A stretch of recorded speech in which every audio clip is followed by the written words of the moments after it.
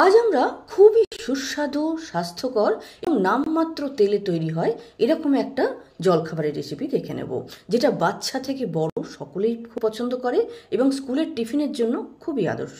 কি করবেন, কাবুলি চানাকে ভালো করে ভিজিয়ে সেদ্ধ করে নেবেন, তারপরে সেটাকে মেখে মসৃণ করে নেবেন। এবার নুন এবং কিছু বেসিক মশলা এখানে অ্যাড করব।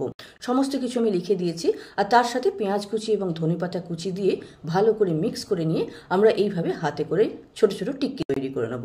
এবার তাওয়া বা ফ্রাইং প্যানে অল্প তেল দিয়ে টিক্কিগুলোকে আমরা এপিট ওপিট করে একটু সেঁকে নেব। আপনি চাইলে তেল ভাজতেও পারেন। এবার আমরা পনির নিয়ে নেব র্যাপ তৈরি করার জন্য।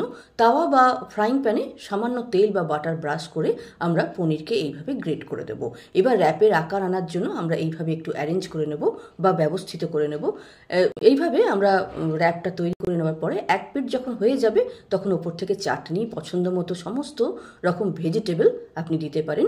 আর এই যে টিক্কিটা তৈরি করেছিলাম সেটাও দিয়ে দেবো, আর ওপর থেকে আপনি আপনার পছন্দ মতো যে কোনো সস দিয়ে এই র্যাপটাকে ফোল্ড করে নিতে পারেন। তাহলে খুবই সুস্বাদু এবং স্বাস্থ্যকর পনির র্যাপ রোল তৈরি হয়ে যাবে।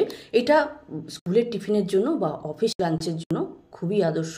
বাড়িতেও বানিয়ে খেতে পারেন, গেস্টকে খাওয়াতে পারেন, অসাধারণ লাগে খেতে।